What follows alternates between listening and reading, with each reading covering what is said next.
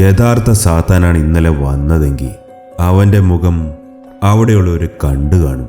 അങ്ങനെ കണ്ടിട്ടുണ്ടെങ്കിൽ അവരെ എപ്പോഴേ അവൻ കൊന്നു തള്ളിയനെ. നമുക്കത് ഉറപ്പിക്കണം റാവുത്തർ.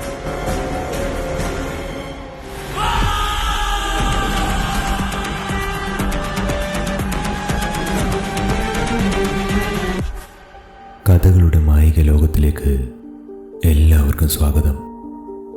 രഘുവരന്റെ വീട്ടിൽ പുറത്ത് പോലീസ് ജീപ്പ്. അതവിടെ അസാധാരണമായ ഒന്നാണ്.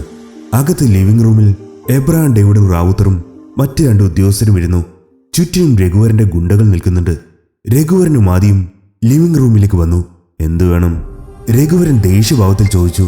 പോലീസുകാർ വീട്ടിൽ വരുന്നത് അയാൾക്ക് ഇഷ്ടമല്ല. എബ്രഹാം തുടങ്ങി. മിസ്റ്റർ രഘുവരൻ, ഞങ്ങൾ വന്നത് ചില കാര്യങ്ങൾ ചോദിച്ചറിയാനാണ്. ഇന്നലെ നടന്ന സംഭവത്തെപ്പറ്റി ഒന്ന് പറയാമോ? ഇത് കേട്ട രഘുവരന്റെ ദേഷ്യം കൂടി. ഇറങ്ങി പൊക്കോണ ഉടന്ന് എബ്രഹാം സംഘവും ചാടി എഴുന്നേറ്റു.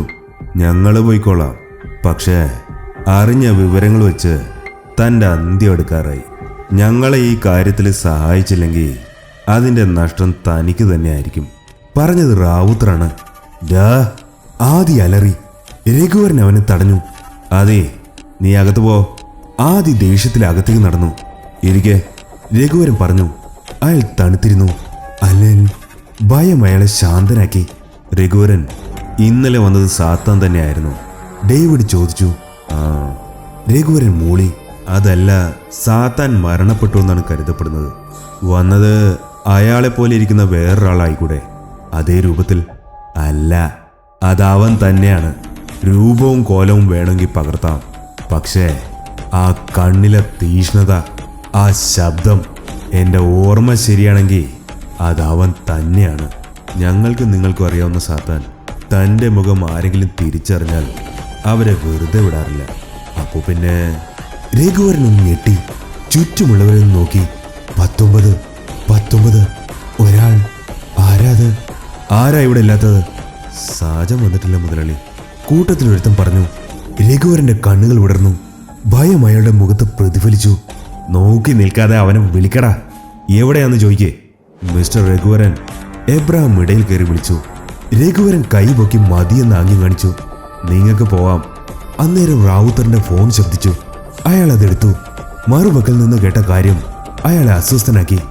റാവുത്തറിന്റെ മുഖം മാറിയത് കണ്ട് എബ്രഹാം കാര്യം തിരക്കി. സർ, ശംഖുമുഖം കടപ്പുറത്ത് ഒരു ബോഡി കിടക്കുന്നു. ആരെങ്കിലും ആത്മഹത്യ ചെയ്തായിരിക്കും. എബ്രഹാം നിസ്സാരമായി പറഞ്ഞു. അല്ല സർ, കിട്ടിയ ശരീരത്തിൽ കണ്ണുകളില്ല. സാജൻ. രഘുവരൻ എണീറ്റു. അയാളാകെ പേടിച്ചു വിറച്ചുകൊണ്ട് പറഞ്ഞു. സാജൻ, അവന്റെ ദേഹത്താണ് ഇന്നലെ സാത്താന്റെ കാല് ആദ്യം വീണത്. അന്ന് പതിവിലെ ശാന്തമായിരുന്നു കടൽ. സാജന്റെ ഡെഡ് ബോഡി ആംബുലൻസിലേക്ക് മാറ്റി. പോലീസും ഡോഗ് സ്ക്വാഡും എല്ലാം ഉണ്ട്. രഘുവരൻ ഇവരുടെ ഇടയിൽ നിന്ന് കുറച്ച് മാറി നിൽപ്പുണ്ട്. തൊട്ടടുത്ത ആദ്യം ചുറ്റും അയാളുടെ ഗുണ്ടകളും. പക്ഷേ 20 അല്ല, 19 പേർ. ആദി, ഇനിയുള്ള ഓരോ നീക്കവും സൂക്ഷിച്ചു വേണം. നമുക്ക് കുറച്ചു നാളും മാറി നിൽക്കാം. രഘുവരൻ കടലിലേക്ക് നോക്കി പറഞ്ഞു. അച്ഛാ, നമ്മുടെ കൂടെയുള്ള ഒരുത്തനെയാണോ കൊന്നത്? ഓടിച്ചോടാൻ പറയാൻ അച്ഛനെങ്ങനെ മനസ്സ് വന്നു? അവനെ തീർക്കണം, അതാണ് വേണ്ടത്. രഘുവരൻ തിരിഞ്ഞ് ആദിയെ നോക്കി. നിന്റെ മേലവന്റെ കൈ പതിഞ്ഞിട്ടുണ്ടെങ്കിൽ നിന്റെ ജീവൻ അവനുള്ളതാണ്. അതാണ് സാത്താൻ. നമ്മൾ ഇത്രയും പേര് അവന്റെ മുഖം വ്യക്തമായിട്ട് കണ്ടതാണ്. നമ്മളാണ് അവന്റെ അടുത്ത ഇര, അല്ല ഇരകൾ. ആദ്യം ഒന്നും മിണ്ടിയില്ല. കുറച്ചകലെ ബോഡി കിടന്ന സ്ഥലം പരിശോധിക്കുകയായിരുന്നു എബ്രഹാം ഡേവിഡും സംഘവും. രഘുവരൻ അവിടേക്ക് നടന്നു. മിസ്റ്റർ എബ്രഹാം, രഘുവരൻ വിളിച്ചു. കഴക്കൂട്ടത്തുള്ള സൂര്യ ഇൻഫോടെക്, അവിടെയാണ് തുടക്കം. റാവുത്തർ താടിയിൽ തടവിക്കൊണ്ട് സ്ഥലം ഓർത്തെടുത്തു. ആ പുതിയ കമ്പനി? അയാൾ ചോദിച്ചു. രഘുവരൻ ഒന്നും മിണ്ടാതെ തിരിഞ്ഞു നടന്നു. രഘുവരൻ, ഒരു സഹായം കൂടി നിങ്ങൾ ചെയ്യണം, എബ്രഹാം പറഞ്ഞു. രഘുവരൻ നടത്തം നിർത്തി തിരിഞ്ഞു നോക്കി. സാത്താന്റെ മുഖം നിങ്ങളെല്ലാവരും കണ്ടതാണ്. അയാളുടെ മുഖത്തിന്റെ രൂപം ഞങ്ങളുടെ സ്കെച്ച് ആർട്ടിസ്റ്റിന് പറഞ്ഞു കൊടുക്കണം. ആദ്യം എന്തോ പറയാനായി മുന്നോട്ട് വന്നു. പക്ഷേ രഘുവരൻ അവനെ തടഞ്ഞു. ഇല്ല, ഞങ്ങളാരും ഒന്നും കണ്ടിട്ടില്ല. ഇനി ഈ കാര്യത്തിന് എന്നെ തേടി വരരുത്. അതും പറഞ്ഞ് രഘുവരൻ നടന്നകന്നു. സൂര്യ ഇൻഫോടെക്, റാവുത്തറിനറിയാവോ ആ സ്ഥലം? എബ്രഹാം ചോദിച്ചു. പുതിയ കമ്പനിയാണ് സർ, ഏതോ NRI ആണ് ഉടമ. റാവുത്തറെ, നമുക്ക് അവിടം വരെ പോകണം. നിങ്ങൾ രണ്ടുപേരും ബോഡി പോസ്റ്റ്മോർട്ടം ചെയ്യുന്ന ഹോസ്പിറ്റലിൽ പോവുക. ചെയ്യുന്ന ഡോക്ടറെ കണ്ട് വിവരങ്ങൾ ശേഖരിക്കുക. കൂടെയുള്ള രണ്ടുപേരോട് എബ്രഹാം പറഞ്ഞു. അവർ അവിടെ നിന്ന് പിരിഞ്ഞു. സൂര്യയുടെ കമ്പനിയിലേക്ക് പോകുന്ന വഴി വണ്ടിയിലിരുന്ന എബ്രഹാം റാവുത്തറിനോട് ചോദിച്ചു, രഘുവരനെ തൽക്കാലം നമുക്ക് വിടാം. അയാൾ നമുക്ക് ഒരു തരത്തിലുള്ള സഹായവും ചെയ്യില്ല. ഞാൻ അന്ന് വരച്ച സ്കെച്ചില്ലേ, തൽക്കാലം അതെല്ലാം സ്റ്റേഷനിലേക്ക് അയക്കേ. എന്തേലും വിവരം കിട്ടിയാ എന്നെ നേരിട്ട് അറിയിക്കാൻ പറയണം. റാവുത്തർ 2 ഫോൺ കോൾ ചെയ്ത് വിവരം കൈമാറി. അതിനുശേഷം സൂര്യയുടെ ക്യാബിനിൽ എബ്രഹാം, ഡേവിഡും റാവുത്തറും അവളെ തന്നെ നോക്കി മുന്നിലിരുന്നു. നിങ്ങൾ പറയുന്ന ആളെ എനിക്കറിയില്ല. അന്ന് ആരോ വന്ന് എന്തോ ചെയ്തു എന്നതിലുപരി എനിക്ക് നിങ്ങളോടൊന്നും പറയാനില്ല. ഇതാണ് വിഷയമെങ്കിൽ നിങ്ങൾക്ക് പോവാം, സൂര്യ പറഞ്ഞു. മറുപടി പറഞ്ഞത് എബ്രഹാമാണ്. മിസ് സൂര്യ, അങ്ങനെ വിളിക്കാമല്ലോ അല്ലേ? അതെ എന്ന് സൂര്യ ആംഗ്യം കാണിച്ചു. മിസ് സൂര്യ, നിങ്ങൾ ഈ കമ്പനി തുടങ്ങാൻ അനുഭവിച്ച കഷ്ടപ്പാടുകൾ ഞങ്ങൾക്കറിയാം. അതില് രഘുവരനിൽ നിന്നുണ്ടായ ഭീഷണിയെ പറ്റിയും അറിയാം. അറിയേണ്ടത് എങ്ങനെയാണ് നിങ്ങൾ രഘുവരന്റെ ഭീഷണി മറികടന്നതെന്നാണ്. ആരോ ഒരാൾ, അത്രേ എനിക്കറിയാവൂ. കൂടുതൽ പറയാൻ ഞാൻ ആഗ്രഹിക്കുന്നില്ല, സൂര്യ പറഞ്ഞു. ഞങ്ങൾക്ക് ഇവിടുത്തെ സ്റ്റാഫിനെ എല്ലാവരും ഒന്ന് കാണണം. അന്നത്തെ CCTV വിഷ്വൽസ് കൂടെ പരിശോധിക്കണം, റാവുത്തർ പറഞ്ഞു. നിങ്ങളുടെ ഇഷ്ടം, സൂര്യ ഒരു പുച്ഛഭാവത്തിൽ പറഞ്ഞു. അവൾ ഫോണെടുത്ത് സാദിഖിനെ വിളിച്ചു. 10 മിനിറ്റ് കഴിഞ്ഞപ്പോൾ സകല ജോലിക്കാരും സൂര്യയുടെ ക്യാബിനിലെത്തി. എബ്രഹാം ഡേവിഡ് ചോദ്യം ആവർത്തിച്ചു. പക്ഷേ അവർക്കും പറയാനൊന്നുമില്ലായിരുന്നു. അവരാരും കണ്ടിട്ടില്ല. ആരോ ഒരാൾ, അത്രമാത്രമായിരുന്നു അവരും കണ്ടത്. എബ്രഹാമിന് തല പുകയുന്നത് പോലെ തോന്നി. ഇത്രയും പേരുണ്ടായിട്ടും ആരും അവനെ കണ്ടിട്ടില്ലെന്ന് പറഞ്ഞത് അയാൾ ദേഷ്യമുളവാക്കി. മേശയിലടിച്ചുകൊണ്ട് അയാൾ പറഞ്ഞു, ആ CCTV വിഷ്വൽസ് കാണിക്കേ. സൂര്യ ചെറുതായിട്ടൊന്ന് വിരണ്ടു. അവൾ സാദിഖിന് നേരെ കൈ കാണിച്ചു. സാദിഖ് എബ്രഹാമിനെയും റാവുത്തറിനെയും CCTV റൂമിലേക്ക് കൊണ്ടുപോയി.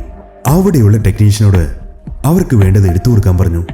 എബ്രഹാമും റാവുത്തറും കമ്പ്യൂട്ടർ സ്ക്രീനിലേക്ക് കണ്ണു നട്ടിരുന്നു. ആ ദിവസം രാവിലെ സൂര്യയും മറ്റുള്ളവരും ഓഫീസിലേക്ക് വരുന്നു. സൂര്യ മാത്രം അവരുടെ ക്യാബിനിൽ കയറുന്നു. കുറച്ചു കഴിഞ്ഞ് എല്ലാവരും പുറത്തേക്ക് പോകുന്നു. വെളിയിലുള്ള ക്യാമറ അധിക ദൂരം കവർ ചെയ്യുന്നില്ല. പക്ഷേ ദൂരെ കുറച്ച് കാറുകൾ വന്നതും അതിൽ നിന്ന് കുറച്ചുപേർ ഇറങ്ങുന്നതും കാണാം. പല ക്യാമറയുടെ പല ആംഗിൾ അവർ മാറ്റി മാറ്റി നോക്കി. ആ കാറുകളുടെ അടുത്ത് നിന്ന് ആരോ ഒരാൾ സൂര്യയുടെ അടുത്തേക്ക് കത്തിയും പിടിച്ച് നടന്നു വരുന്നു. സാജൻ, റാവുത്തർ പറഞ്ഞു. പിന്നീട് എന്തുണ്ടായെന്നറിയാൻ അവർ രണ്ടുപേർക്കും ആകാംക്ഷയായി. മറ്റൊരു ക്യാമറയിൽ സൂര്യയുടെ ക്യാബിൻ ഡോർ തുറക്കുന്നതും കാണാം. പക്ഷേ പെട്ടെന്നെല്ലാ സ്ക്രീനും ബ്ലാങ്കായി. എബ്രഹാമിന് ദേഷ്യം അടക്കാൻ സാധിച്ചില്ല. എന്താ പറ്റിയേ? അയാൾ അലറി. അറിയില്ല സാർ, നോക്കാം, ടെക്നീഷ്യൻ മറുപടി പറഞ്ഞു. പക്ഷെ എത്ര ശ്രമിച്ചിട്ടും ആ വിഷ്വൽസ് കിട്ടിയില്ല. കുറെ ഫോർവേഡ് ചെയ്തപ്പോൾ അന്നേ ദിവസം ഉച്ച കഴിഞ്ഞുള്ള വിഷ്വൽസ് വന്നു തുടങ്ങി. എന്തോ ടെക്നിക്കൽ ഗ്ലിച്ചാണെന്ന് തോന്നുന്നു സാർ. ഇടയിൽ അത്രയും നേരം ക്യാമറകൾ വർക്ക് ചെയ്തിട്ടില്ല. എബ്രഹാമിന് സകല നിയന്ത്രണം വിടുന്ന പോലെ തോന്നി.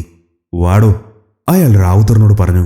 ദേഷ്യത്തിൽ രണ്ടുപേരും പുറത്തിറങ്ങി അതിവേഗം ഓഫീസിൽ മടങ്ങിയെത്തി. ക്യാബിനിലെ സ്വന്തം കസേരയിൽ എബ്രഹാം ദേഷ്യത്തിലിരുന്നു. റാവുത്തർ, സൂര്യ, അവൾക്ക് പലതും അറിയാം. അവളുടെ ഫുൾ ഹിസ്റ്ററി എനിക്ക് നാളെ കിട്ടണം. അവളുടെ ബാക്ക്ഗ്രൗണ്ട്, കോൾ ഹിസ്റ്ററി, ആ കമ്പനിയിൽ അവൾക്കുള്ള ഷെയർ എല്ലാം അറിയണം. റാവുത്തർ ഓക്കെ എന്ന് തലയാട്ടി. സമയം കടന്നുപോയി. വൈകുന്നേരം 5 മണിയായപ്പോൾ റാവുത്തറിനൊരു ഫോൺ കോൾ വന്നു. അയാൾ നേരെ എബ്രഹാമിന്റെ ക്യാബിനിലേക്ക് പോയി. സാർ, ഒരു വിവരം കിട്ടിയിട്ടുണ്ട്. സാർ അന്ന് വരച്ച സ്കെച്ചുമായിട്ട് മാച്ചാവുന്ന ഒരാളെ സിറ്റിയിലുള്ള തമ്പരാൻ ലോഡ്ജിൽ കണ്ടതായിട്ട് അവിടുത്തെ ലോക്കൽ പോലീസ് റിപ്പോർട്ട് ചെയ്തു. യെസ്, എബ്രഹാം ചാടി എഴുന്നേറ്റു. എനിക്കറിയാമായിരുന്നു അവൻ കുടുങ്ങുമെന്ന്. നിങ്ങളെയൊക്കെ ഭയപ്പെടുത്താനേ അവനെ കൊണ്ട് സാധിക്കൂ. എൻ്റെ അടുത്ത് അവൻ്റെ വേല നടക്കില്ല. കമോൺ, എത്രയും വേഗം അവിടെ എത്തണം. ഡ്യൂട്ടിയിലുള്ള 4 പേരോട് അവിടെ റിപ്പോർട്ട് ചെയ്യാൻ പറ. എബ്രഹാം റാവുത്തറും അതിവേഗം തമ്പരാൻ ലോഡ്ജിന്റെ മുമ്പിലെത്തി. അവരുടെ ടീമിലുള്ള 4 പേർ നേരത്തെ തന്നെ അവിടെ എത്തിയിരുന്നു. കൂടാതെ റിപ്പോർട്ട് ചെയ്ത ലോക്കൽ പോലീസും. ലോഡ്ജ് ഉടമ എബ്രഹാം ഡേവിഡിന്റെ മുമ്പിലെത്തി. എന്റെ പൊന്നു സാറേ, ഇവര് പറയുന്ന റൂമിൽ ആരുമില്ല. വർഷങ്ങളായിട്ട് അത് അടഞ്ഞു കിടക്കുക. എബ്രഹാം ലോക്കൽ പോലീസിനോട് ചോദിച്ചു, നിങ്ങൾ എങ്ങനെയാണ് അയാളെ കണ്ടത്? മറുപടി പറഞ്ഞത് അവിടുത്തെ SI ആണ്. സർ, ഓപ്പോസിറ്റുള്ള ബിൽഡിങ്ങിലാണ് നമ്മുടെ ഒരു കോൺസ്റ്റബിൾ താമസിക്കുന്നത്. ഈ പറഞ്ഞ റൂമിലേക്ക് സാർ അയച്ചെന്ന സ്കെച്ചിൽ അതേ കൊലത്തിലുള്ള ഒരാള് കയറി പോകുന്നത് ഇയാൾ കണ്ടതാണ്. റാവുത്തർ ആ കോൺസ്റ്റബിളിനെ വിളിപ്പിച്ചു. കണ്ടത് സത്യമാണോ? അയാൾ മറുപടി പറഞ്ഞു, അതെ സർ. മുഖം വ്യക്തമായില്ല, പക്ഷേ കഴുത്തിൽ ആ മാല ഞാൻ കണ്ടു. വായിലൊരു സിഗാറും. എബ്രഹാം ലോഡ്ജ് ഉടമയുടെ കോളറിൽ തൂക്കി പിടിച്ചു. നീ പൂട്ടിയിട്ടേക്കുന്ന റൂമിൽ എങ്ങനെയാടാ ആള് കയറുന്നത്? ഏതാടാ റൂം? സാറേ, എന്നൊന്നും ചെയ്യില്ല സാറേ, ഞാൻ പറഞ്ഞത് സത്യ. സാറിന് സംശയം ഉണ്ടെങ്കിൽ ഒന്ന് വന്ന് തുറന്നു നോക്കിക്കോ. Room number 666. എബ്രഹാമിന്റെ പിരികമൊന്ന് വിറച്ചു. ലോഡ്ജ് ഉടമയും തൂക്കി അവർ ആ റൂമിന്റെ മുമ്പിലെത്തി. വളരെ പഴയ ഒരു താഴാണ് അതിലിട്ടിരുന്നത്. അത് അടുത്തുനിന്ന് തുറന്ന ലക്ഷണവുമില്ല. ചവിട്ടി പൊളിക്ക് എബ്രഹാം ആക്രോശിച്ചു. ഈ റൂം മാത്രം എന്താ പൂട്ടിയിട്ടിരിക്കുന്നത്? എബ്രഹാം ചോദിച്ചു. അത് സാറേ, പണ്ടൊരുത്തൻ പണിക്ക് വന്നൊരു ബംഗാളി ഇതിൻ്റെ അകത്ത് തൂങ്ങി മരിച്ചതാണ്. ഒരു 8 വർഷം മുമ്പ്. അതിൽ പിന്നെ ആരും ഈ റൂം എടുക്കാതെയായി. അങ്ങനെ പൂട്ടിയിട്ടതാണ്. ഇപ്പൊ തുറന്നിട്ട് തന്നെ വർഷങ്ങളായി. അപ്പോഴേക്കും കൂടെയുള്ളവർ ആ വാതിൽ പിടിച്ചു. അവരെല്ലാം അകത്തേക്ക് കിടന്നു. ആരും ഉപയോഗിച്ചതായി തോന്നാത്തൊരു റൂം. ഒരു ഭാഗത്ത് ചിതൽപുറ്റ്, മറ്റൊരു ഭാഗത്ത് പഴയ പത്രങ്ങളും മറ്റും കൂട്ടിയിട്ടിരിക്കുന്നു. അടുത്ത മുറിയിലേക്ക് കയറിയ എബ്രഹാം ഞെട്ടി. അവിടെ മേശപ്പുറത്ത് എരിയുന്നൊരു സിഗാറ്. കത്തിച്ചിട്ട് 10 മിനിറ്റ് പോലും ആയി കാണില്ല. സൈഡിൽ ഒരു മുതലയുടെ തോൽ, കണ്ടാമൃഗത്തിന്റെ കൊമ്പ്, നല്ല നീളമുള്ള 2 ആനക്കൊമ്പുകൾ. റൂമിൽ മൊത്തത്തിലൊരു ദുർഗന്ധം പടർന്നു. അപ്പോഴേക്കും റാവുത്തർ അവിടേക്ക് വന്നു. മൃഗവേട്ടക്കാർ, അയാൾ പതുക്കെ പറഞ്ഞു. എബ്രഹാമിന്റെ ഫോൺ ശബ്ദിച്ചു. ഹോസ്പിറ്റലിൽ പറഞ്ഞുവിട്ട പോലീസുകാരാണ്. സർ, മരണകാരണം എല്ലുവരിഞ്ഞു മുറുകിയതാണ്. അതുകൊണ്ടുണ്ടായ ശ്വാസം മുട്ടലാണ് മരണത്തിൽ കലാശിച്ചത്. അത് ചെയ്തത് കൈകൾ കൊണ്ടോ കയറുകൊണ്ടോ അല്ലെന്നാണ് പറയുന്നത്. പിന്നെ കണ്ണുകൾ അവ ഏതോ പക്ഷി കൊത്തിയെടുത്ത പോലെ എന്നാണ് ഡോക്ടർ പറയുന്നത്. എബ്രഹാം ഫോൺ കട്ട് ചെയ്തു. റാവുത്തർ അവിടെ കിടന്ന സാധനങ്ങൾ നോക്കി പറഞ്ഞു. സർ, ഇതെല്ലാം ഏതോ മൃഗവേട്ടക്കാരുടെയാണ്. ഇതിനെല്ലാം മാർക്കറ്റിൽ നല്ല വില കിട്ടും. അങ്ങനെയുള്ള ഏതോ ഗ്യാങ്ങിന്റെ ഒളിസങ്കേതമായിരിക്കും ഇത്. ഈ ഇരിക്കുന്നതിന് വില കിട്ടും, പക്ഷേ ആ കിടക്കുന്നത്? എബ്രഹാം ചോദിച്ചു. മുറിയുടെ ഒരു മൂലയിലേക്ക് എബ്രഹാം വിരൽ ചൂണ്ടി. അങ്ങോട്ടേക്ക് നോക്കിയ റാവുത്തർ ഞെട്ടി. അയാൾ വിറച്ചു. എബ്രഹാം റാവുത്തറിന്റെ കയ്യിലിരുന്ന വടി വാങ്ങിച്ച് അതെടുത്തു നോക്കി. 12 അടിയിലേറെ നീളമുള്ള ഒരു പാമ്പിന്റെ പടം. റാവുത്തർ മെല്ലെ എബ്രഹാം ഡേവിഡിന്റെ അടുത്തേക്ക് നീങ്ങി. സാർ, ഇത് പാമ്പിന്റെ തോലല്ല, അതിന്റെ മേൽച്ചട്ടയാണ് പാമ്പ് തന്നെ പൊഴിക്കുന്നത്. അറിയാം റാവുത്തർ, പക്ഷെ ഇത്രയും വലിയൊരു പാമ്പ് ഈ 6ാം നിലയിൽ എങ്ങനെ എത്തിയെന്നാണ് അറിയേണ്ടത്. എബ്രഹാം മറുപടി പറഞ്ഞു. മുറിയിലുള്ള മറ്റുള്ളവരും ഈ കാഴ്ചകളൊക്കെ കാണുന്നുണ്ടായി. ലോഡ്ജ് ഉടമ ഇതെല്ലാം കണ്ട് ഭയന്ന് വിറച്ചു. സാറേ, സത്യമായിട്ട് എനിക്കൊന്നും അറിയില്ല. ഇതെങ്ങനെ പുറം ലോകം അറിഞ്ഞാൽ എൻ്റെ വയറ്റിപ്പഴവ് മുട്ടും. ദയവ് ചെയ്ത് സഹായിക്കണം, അയാൾ കെഞ്ചി. പക്ഷെ എബ്രഹാം അയാളെ ഗൗനിച്ചില്ല. റാവുത്തറോട് അയാൾ തുടർന്നു. റാവുത്തർ, ഞാൻ വിചാരിച്ചതിനേക്കാളും വലിയ കേസാണിത്. റൂം സീൽ ചെയ്യും. ഉടനെ തന്നെ ഒരു സുവോളജിസ്റ്റിനെ കൊണ്ടുവരും. അതുപോലെ സൂര്യയുടെ കമ്പനിയിലെ CCTV ഫുട്ടേജ് അതും വേണം. റാവുത്തർ എല്ലാം ഓക്കെ എന്ന അർത്ഥത്തിൽ തലചലിപ്പിച്ചു. എബ്രഹാം തുടർന്നു. ആയിരിക്കുന്ന സിഗാറില്ലേ, അതിൻ്റെ അറ്റത്ത് സലൈവ പറ്റിയിട്ടുണ്ടെങ്കിൽ DNA എടുക്കാൻ സാധിക്കും. അതുപോലെ വിരലടയാളം വിദഗ്ധനെ വിളിച്ചു പറഞ്ഞ് ഈ റൂം പരിശോധിക്കണം. ഒരു വെതർ എക്സ്പേർട്ട്, പിന്നെ പറ്റുമെങ്കിൽ രഘുവരൻ്റെ ഡ്രൈവർ, അവനെയും പൊക്കിക്കോ. ഇവരെല്ലാം നാളെ എൻ്റെ ക്യാബിനിലുണ്ടായിരിക്കണം. എബ്രഹാം നിർത്തി. ലോഡ്ജ് ഉടമയെ ആരോടൊന്നും പറയരുതെന്ന് താക്കീത് കൊടുത്ത് വിട്ടയച്ചു. റൂം സീൽ ചെയ്തു. ലോക്കൽ പോലീസ് അവിടെ കാവലിൽ നിന്നു. റാവുത്തർ എബ്രഹാം ഏൽപ്പിച്ച ജോലികൾ നിർവഹിക്കാനായി തിരിച്ചു. എബ്രഹാം അയാളുടെ വീട്ടിലേക്ക് പോയി. 2 ദിവസത്തെ ഉറക്കമില്ലായ്മ അയാളെ തളർത്തി. അടുത്ത ദിവസം രാവിലെ 11 മണിക്ക് എബ്രഹാം ഡേവിഡിന്റെ ക്യാബിൻ. എബ്രഹാം അതിരാവിലെ എത്തിയിരുന്നു. സൂര്യയുടെ കമ്പനിയിൽ നിന്ന് കിട്ടിയ ദൃശ്യങ്ങൾ അയാൾ ആവർത്തിച്ചു കണ്ടു. പറഞ്ഞതുപോലെ റാവുത്തർ എല്ലാവരെയും ഹാജരാക്കി, രഘുവരന്റെ ഡ്രൈവറെ ഉൾപ്പെടെ. സാർ, ഇന്നലെ പറഞ്ഞ എല്ലാവരും വന്നിട്ടുണ്ട്. ആരെയാണ് ആദ്യം കാണേണ്ടത്? രഘുവരന്റെ ഡ്രൈവർ വന്നിട്ടുണ്ടോ? അവനെ വിളിക്ക്. രഘുവരൻ പുറത്തേക്ക് പോയി. തിരിച്ചു വന്നത് അവനെയും കൊണ്ടാണ്. ഇരിക്കെ. എബ്രഹാം ആംഗ്യം കാണിച്ചു. അയാൾ അനുസരിച്ചു. നിന്നെ ഞങ്ങൾ ഒന്നും ചെയ്യില്ല, പക്ഷേ അന്ന് അവിടെ നടന്നത് നീ പറയും. ഇല്ലെങ്കിൽ മീശ പിരിച്ചുകൊണ്ട് എബ്രഹാം പറഞ്ഞു. സാറേ, ഞാനിവിടെ വന്നറിഞ്ഞാൽ മുതലാളി എന്നെ വെച്ചകത്തില്ല. എന്നെ രക്ഷിക്കണം. കുഞ്ഞൂട്ടി പരാധീനങ്ങളുള്ളതാ. അയാൾ കൈകൂപ്പി പറഞ്ഞു. നിനക്കൊന്നും സംഭവിക്കില്ല. സത്യം പറഞ്ഞാ നീ രക്ഷപ്പെടും. വേറെ വഴിയില്ലെന്ന് കണ്ട് അയാൾ പറഞ്ഞു തുടങ്ങി. സാറേ, എനിക്ക് മുഖം ഓർമ്മയില്ല. അയാളെ അല്ല, ഞാൻ നേരെ കണ്ടില്ല. ഒരു വെള്ള ഷർട്ടും കറുത്ത മുണ്ടുമായിരുന്നു വേഷം. കഴുത്തിലുള്ള കഴുകന്റെ മാല ഞാൻ കണ്ടു. സാത്താനാണെന്ന് അപ്പോഴാണ് മനസ്സിലായത്. അയാൾ ബാക്ക് ഡോർ തുറന്ന് അകത്തേക്ക് കയറി എന്നോട് ഇറങ്ങാൻ ആവശ്യപ്പെട്ടു. ഇത്ര എനിക്കറിയാവൂ. രഘുവരനോട് എന്താ പറഞ്ഞതെന്ന് നീ കേട്ടോ? റാവുത്തർ ചോദിച്ചു. ഇല്ല സാറേ, പക്ഷേ കാറിൽ നിന്ന് ഇറങ്ങിയിട്ട് ആദിക്കുഞ്ഞിൻ്റെ അടുത്തെത്തിയിട്ട് കുഞ്ഞിൻ്റെ അടുത്ത് കുറച്ചേരം നിന്നിട്ടാ പോയത്. ഓക്കെ. അന്ന് മഴയുണ്ടായിരുന്നു? എബ്രഹാം ചോദിച്ചു. ഇല്ല സാർ, നല്ല തെളിഞ്ഞ ആകാശമായിരുന്നു. പക്ഷേ സാത്താൻ വന്നപ്പോൾ പെട്ടെന്ന് ഇരുണ്ടുകൂടി, മിന്നലും ഉണ്ടായിരുന്നു. തനിക്ക് പോവാം, എന്തേലും ആവശ്യമുണ്ടെങ്കിൽ വിളിപ്പിക്കും. എബ്രഹാം അയാളോട് പൊക്കോളം പറഞ്ഞു. അടുത്തത് ആ വെതർ എക്സ്പെർട്ടിനെ വിളിക്കേ. എബ്രഹാം റാവുത്തറിനോട് പറഞ്ഞു. റാവുത്തർ അതനുസരിച്ചു. Please take your seat. Abraham വിനീതനായി പറഞ്ഞു. നന്ദി sir, my name is Aravind. എന്തിനായിരുന്നു എന്നെ വിളിപ്പിച്ചത്? അയാൾ ചോദിച്ചു. ഒന്നുമില്ല അരവിന്ദ്, ഒരു ഡൗട്ട് ക്ലിയർ ചെയ്യാൻ, അത്രേ ഉള്ളൂ. എബ്രഹാം ചിരിച്ചുകൊണ്ട് പറഞ്ഞു. Yes please go on sir. Aravind മറുപടി പറഞ്ഞു. കഴിഞ്ഞ ആഴ്ച കൃത്യമായിട്ട് പറഞ്ഞ ഏപ്രിൽ 30, അന്നത്തെ കാലാവസ്ഥ പ്രവചനം മഴയ്ക്ക് നേരിയ സാധ്യത പോലും ഇല്ലെന്നായിരുന്നു. അന്ന് മാത്രമല്ല, ആ ഒരാഴ്ച അങ്ങനെ തന്നെയായിരുന്നു പ്രവചനം. അതെ സാർ. അതുകൊണ്ട്? അരവിന്ദ് ചോദിച്ചു. ആ ദിവസം കഴക്കൂട്ടത്തൊരു ഭാഗത്ത് കാർമേഘങ്ങൾ ഉണ്ടാവുകയും മിന്നലടിക്കുകയും ചെയ്തു. അതിനെന്തെങ്കിലും സയന്റിഫിക് എക്സ്പ്ലനേഷൻ ഉണ്ടോ? അതിന് സാധ്യത കുറവാണ്. എവിടെയെങ്കിലും അങ്ങനെ ഉണ്ടായിരുന്നെങ്കിൽ ഞങ്ങൾ അറിഞ്ഞേനെ. ഒരു ഭാഗത്ത് മാത്രം മഴക്കാറുകൾ കാണാൻ കഴിഞ്ഞു എന്ന് പറഞ്ഞാൽ I don't think it's possible sir. പിന്നെ സാറ് പറഞ്ഞ പോലെ ഇതെല്ലാം പ്രവചനങ്ങൾ മാത്രമാണ്. അതങ്ങനെ ആവാം, അല്ലാതിരിക്കാം. Thank you mister Aravind, you may please leave. Abraham അയാളെ ഒരു ഹസ്തദാനത്തോടെ പറഞ്ഞയച്ചു. റാവുത്തർ എല്ലാം കേട്ടുകൊണ്ട് അടുത്ത് തന്നെ കസേരയിൽ ഇരിപ്പുണ്ടായിരുന്നു. ആ സിഗാറ്, അതിൽ നിന്ന് എന്തെങ്കിലും കിട്ടിയോ? എബ്രഹാം ചോദിച്ചു. ഇല്ല സാർ, ഹ്യൂമൻ DNA ഇതുവരെ അതിൽ കണ്ടെത്താനായിട്ടില്ല. റാവുത്തർ നിരാശയോടെ പറഞ്ഞു. Finger prints? അതുമില്ല സാർ. സാജന്റെ ബോഡി പോസ്റ്റ്മോർട്ടം ചെയ്ത ഡോക്ടറിനെ വിളിക്കേ.